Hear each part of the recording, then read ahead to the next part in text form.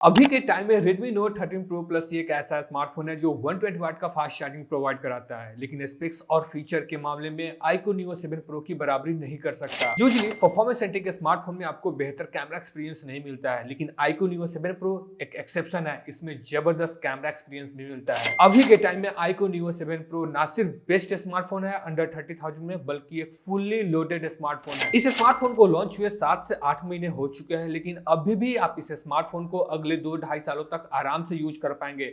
इसमें 2 सालों का एंड्रॉइड अपडेट और 3 सालों का सिक्योरिटी अपडेट मिलता है। दोस्तों, अगर आप एक गेमर हैं और इसके साथ साथ मोबाइल फोटोग्राफी के भी शौकीन हैं, तो आपके लिए बेस्ट स्मार्टफोन खोजना ना सिर्फ एक कॉम्प्लिकेटेड टास्क है, बल्कि एक टीडियस जॉब भी है। यूजली परफॉर्मेंस सेंट्रिक स्मार्टफोन में आपको बेहतर कैमरा एक्सपीरियंस नहीं मिलता है, लेकिन इसके साथ साथ अगर आपका बजट 30,000 से कम है, इस बजट से ज़्यादा आप नहीं जा सकते, तब तो ये फिर नेक्स्ट टू इम्पॉसिबल हो जाता है कि अपने लिए एक बेस्ट स्मार्टफोन कैसे पिक करें। लेकिन इसका सोल्यूशन है, और वो है iQOO Neo 7 Pro। ये स्मार्टफोन 30,000 के बजट सेगमेंट में ना सिर्फ बेस्ट स्मार्टफोन है, बल्कि एक फुल्ली लोडेड स्मार्टफोन है। हाँ, अगर आप 30,000 से ज़्यादा जा सकते हैं तो वहाँ पे आपको बहुत सारे ऑप्शंस मिल जाएंगे।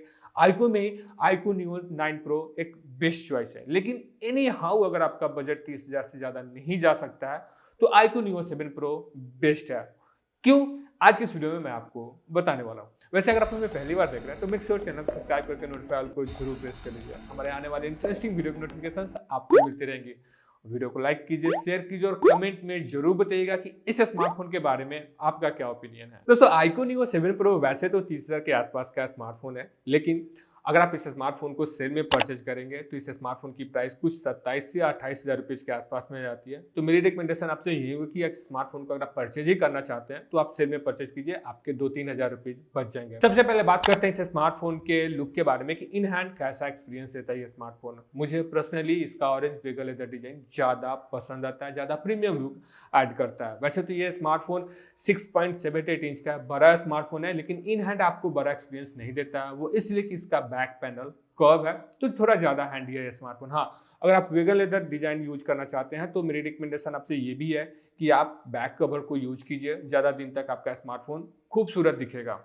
वैसे इस स्मार्टफोन में 120 हर्ट्ज का रिफ्रेश रेट है, तो सारे एप्लीकेशंस में आपको 120 हर्ट्ज का रिफ्रेश रेट नहीं मिलता है, आपको मैन्युअली जाके उसको इनेबल करना पड़ता है। इस स्मार्टफोन में HDR का सपोर्ट मिल जाता है। 10 बिट वाला डिस्प्ले है, तो colour saturation, colour tone, colour contrast उसमें कोई इशू नहीं होगी। मल्टीमीडिया एक्सपीरियंस आपको बहुत ही जबरदस्त मिलेगा। इस स्मार्टफोन का स्पीकर बहुत ज़्यादा लाउड नहीं है, लेकिन इतना लाउड है कि आपके एक्सपीरियंस में कोई कमी नहीं होगी। बात करोगे इसके फिंगरप्रिंट स्कैनर की, तो फिंगरप्रिंट स्कैनर भी बहुत ज़्यादा फास्ट है। तो ओवरऑल मल्टीमीडिया के एक्सपीरियंस में बात करूँ या फिर लुक की बात करूँ, इन दोनों में कहीं से आपको कोई कॉम्प्रोमाइज नहीं करना पड़ेगा इस स्मार्टफोन के साथ। दोस्तों, iQOO Neo 7 Pro को लॉन्च हुए तकरीबन 7 से 8 महीने हो चुके हैं, लेकिन अभी भी इस स्मार्टफोन की परफॉर्मेंस में बराबरी किसी स्मार्टफोन ने नहीं किया है। इस स्मार्टफोन का AnTuTu स्कोर तकरीबन 1.28 मिलियन से 1.3 मिलियन के आसपास में आता है। हाँ, वैसे पोको X6 Pro का भी AnTuTu स्कोर तकरीबन 1.3 मिलियन के आसपास में आता है, लेकिन पोको ब्रांड में ही कुछ इशू है। पोको ब्रांड में नहीं मैं बोलूँगा, पोको के कुछ स्मार्टफोन में कुछ इशू होने लगती हैं। अब वो जो भी इशू हो, हीटिंग का इशू हो, लैग इशू हो, जो कुछ भी इशू हो, अक्सर सोशल मीडिया पे आते रहता है, लेकिन iQOO के साथ ऐसा कुछ नहीं हुआ है। तो अगर आपको कॉन्स्टेंट परफॉर्मेंस या फिर ट्रस्टेड परफॉर्मेंस चाहिए तो उसके लिए पोको के कंपेयर में iQOO थोड़ा ज़्यादा ट्रस्टेड है, थोड़ा ज़्यादा बेटर है। हाँ, बैक टू टॉपिक आते हैं। इस स्मार्टफोन में स्नैपड्रैगन 8 प्लस जनरेशन 1 का प्रोसेसर मिलता है और इसमें इंडिपेंडेंट गेमिंग चिप भी मिलता है। अप टू 120 FPS की गेमिंग आप कर पाएंगे। हाँ, इसका मॉन्स्टर मोड अगर आप यूज करते हैं तो कॉन्स्टेंटली आपको 120 FPS का या फिर 90 FPS का आपको फ्रेम रेट मिलेगा, कहीं से फ्रेम ड्रॉप नहीं होगा। ज़्यादा देर तक गेमिंग करते हैं उसके बावजूद भी। हाँ, लेकिन मॉन्स्टर मोड में अगर आप गेमिंग करते हैं तो कुछ देर के बाद, तकरीबन 1 या आधे घंटे के बाद, थोड़ी सी हीटिंग इशू होने लगती है, जो कि कोई कंप्लेंट की इशू नहीं है। इस स्मार्टफोन में LPDDR5 का रैम और UFS 3.1 का सपोर्ट मिलेगा। इस स्मार्टफोन में जैसा बेहतर परफॉर्मेंस आपको मिलेगा, वैसा बेहतर मल्टीटास्किंग एक्सपीरियंस भी आपको मिलेगा। लेकिन हाँ, रिसेंट ऐप में अगर आपने कुछ ज़्यादा ही ऐप खोल दिया, लाइक 30, 35 या 40, उसके बाद अगर आप कोई एक ऐप खोलते हैं तो किसी एक ऐप को ये किल कर सकता है। वैसे इसमें कोई बहुत बड़ी इशू वाली बात नहीं है। बहुत कम ही लोग होते हैं जो इतने ऐप को एक बारी में यूज करते हैं। रैम मैनेजमेंट अच्छा है, लेकिन और थोड़ा ज़्यादा बेहतर होता तो ज़्यादा परफेक्ट होता। वैसे परफॉर्मेंस और मल्टीटास्किंग भी इस स्मार्टफोन में बेस्ट लेवल का है। दोस्तों, परफॉर्मेंस सेंट्रिक स्मार्टफोन में बेहतर परफॉर्मेंस मिलना कोई बहुत बड़ी बात नहीं है, लेकिन परफॉर्मेंस के साथ साथ बेहतर कैमरा एक्सपीरियंस मिल रहा है, ये बहुत बड़ी बात है। इस स्मार्टफोन में 50 मेगापिक्सल का मेन कैमरा है जिसमें ओआईएस का फीचर मिलेगा, 8 मेगापिक्सल और 2 मेगापिक्सल का अल्ट्रा वाइड और मैक्रो कैमरा जो कि मिड रेंज का है, लेकिन 50 मेगापिक्सल के कैमरे को लेकर कोई भी इशू नहीं है।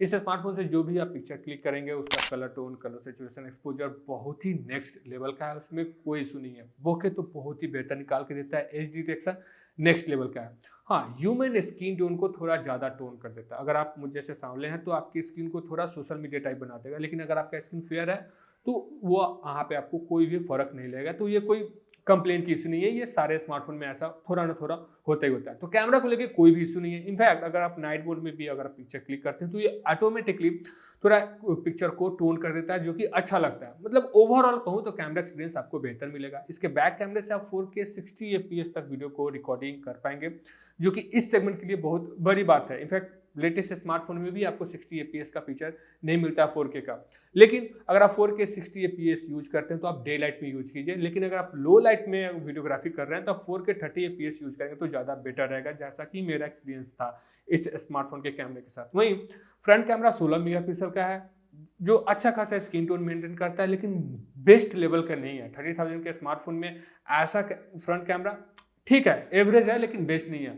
इसके फ्रंट कैमरे से आप फुल एचडी 30 FPS तक वीडियो को रिकॉर्ड कर पाएंगे, लेकिन ऐसा नहीं कि स्क्रीन टोन बोके वगैरह आपको बेकार मिलेगा या फिर उसमें कोई कंप्लेंट करने की इशू है। मिड रेंज का कैमरा मिल रहा है जो कि ठीक ठाक है। इस स्मार्टफोन में 5000 mAh की बैटरी मिलती है जिसमें 120 वाट का फास्ट चार्जिंग सपोर्ट मिलता है। अभी के टाइम में जितने भी स्मार्टफोन्स लॉन्च हुए हैं पिछले कुछ महीनों में, उसमें सिर्फ Redmi Note 13 Pro Plus ही एक ऐसा स्मार्टफोन है जिसमें 120 वाट का फास्ट चार्जिंग सपोर्ट मिलता है। फिलहाल कोई भी ऐसा स्मार्टफोन नहीं है जिसमें 120 वाट का फास्ट चार्जिंग सपोर्ट मिलता है। वैसे ये स्मार्टफोन 6-7 महीने पहले लॉन्च हो चुका है।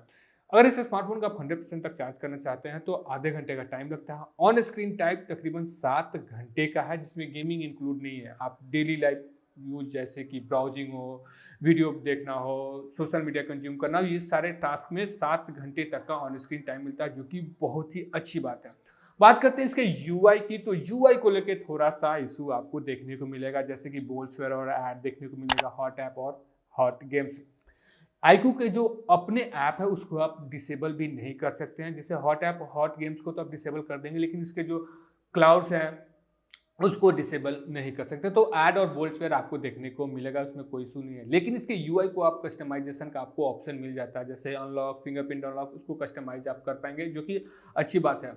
वैसे तो ये स्मार्टफोन एंड्रॉइड 13 के साथ लॉन्च हुआ था, लेकिन एंड्रॉइड 14 फन-टच ओएस इसका रोल आउट हो चुका है। iQOO का जो अपडेट रिकॉर्ड है वो बहुत ही तगड़ा रहा हुआ है। तो इस स्मार्टफोन में आपको 2 सालों का एंड्रॉइड अपडेट और 3 सालों का सिक्योरिटी अपडेट मिलता है। तो अगले 2 सालों तक आप इस स्मार्टफोन को ईजिली यूज कर पाएंगे, उसमें कोई भी इशू नहीं होगा। हाँ, इसका हैप्टिक्स मुझे बहुत ज़्यादा इंप्रेसिव नहीं लगा, जैसे कि कैमरा और लॉक में इसका हैप्टिक्स सही है, लेकिन वॉल्यूम में अगर इसको ऐड कर देते, लाइक रिसेंट ऐप में अगर ऐड कर देते तो थोड़ा ज़्यादा बेटर रहता है। वैसे यूआई को लेकर मेरा मिक्स एक्सपीरियंस है। यूआई मुझे डेफिनेटली इस स्मार्टफोन का बेस्ट नहीं लगा, बिकॉज 23-24 हज़ार के स्मार्टफोन में भी आपको नीट एंड क्लीन यूआई आजकल मिल जाता है। तो ये अगर नहीं होता तो ये स्मार्टफोन बहुत ही बेस्ट होता। वैसे ओवरऑल कहूँ तो जिस प्राइस पॉइंट पे ये स्मार्टफोन प्राइस ड्रॉप के बाद आया है, लाइक 26-27 या फिर 28 हज़ार ही, उस प्राइस पॉइंट के लिए ये स्मार्टफोन ना सिर्फ बेस्ट स्मार्टफोन है बल्कि एक फुल्ली लोडेड स्मार्टफोन है।